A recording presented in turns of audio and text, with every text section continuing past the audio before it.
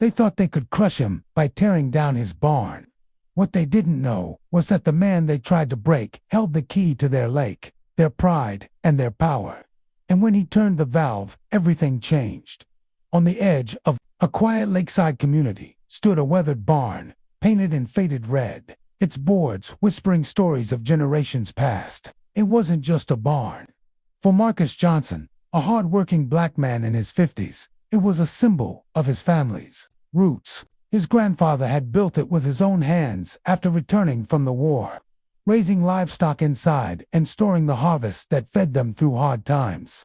To Marcus, it wasn't just a structure, it was memory, history, and dignity under one roof. But to the homeowners association that governed the pristine neighborhood around the resort lake, it was an eyesore, something they claimed lowered property values. For months, Marcus had fought with the HoA, sending letters, attending meetings, standing tall as voices talked over him and eyes rolled at his presence. He explained over and over that the barn was not abandoned, that it had meaning, that he was repairing it slowly. But the board didn't care. They only cared about rules written to preserve the image of their lakefront paradise. His barn didn't fit their vision, and worse, Marcus didn't fit their idea of who belonged there. One summer morning, Marcus returned from town to find dust rising in the air.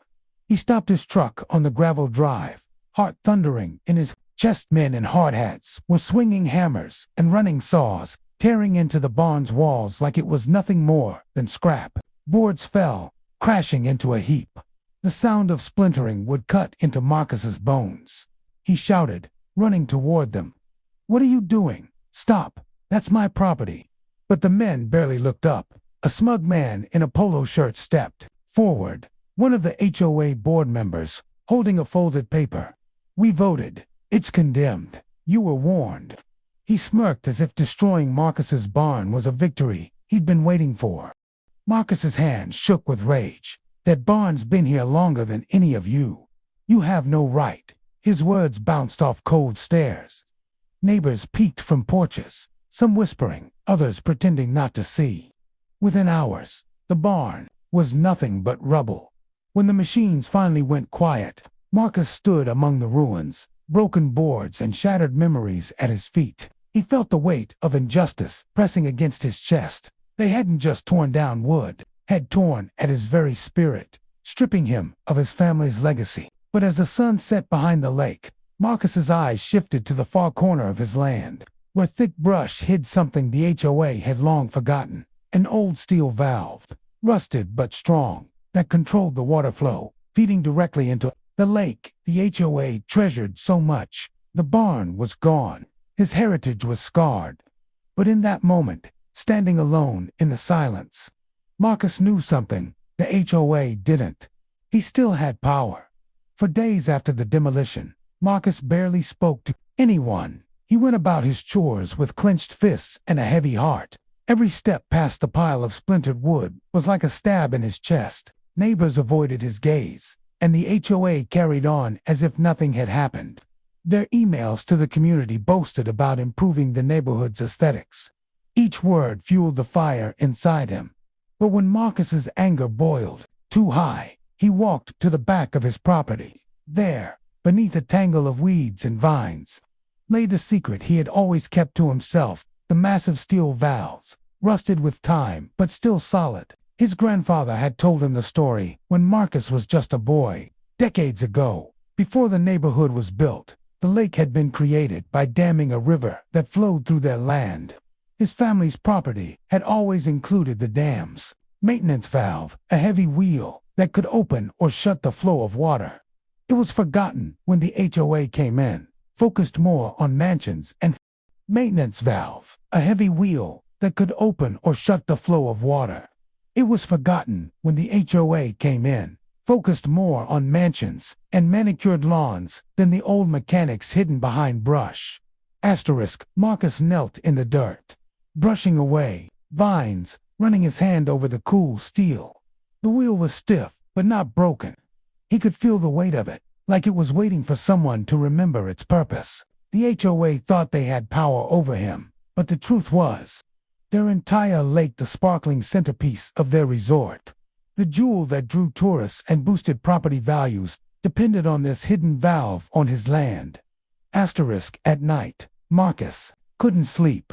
Images of his barn falling, the smug smile of the board member, the silence of neighbors who didn't stand up for him, all of it twisted in his mind. He felt the humiliation deep in his chest. They had stripped him of something sacred, but they didn't realize what he held in his hands. He had the ability to turn their paradise into a muddy basin. Still, Marcus wasn't reckless.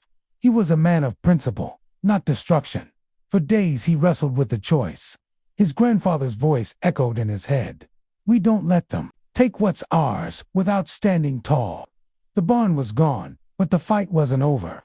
Every time Marcus saw the HOA members driving their golf carts by the lake, smiling at their power, his jaw tightened. They had pushed him too far.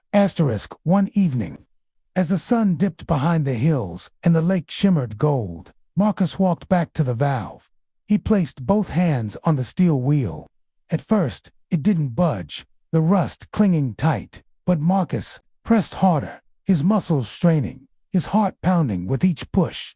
Slowly, it groaned, turning an inch, then two. A deep rumble echoed from within the dam, like the earth itself had woken.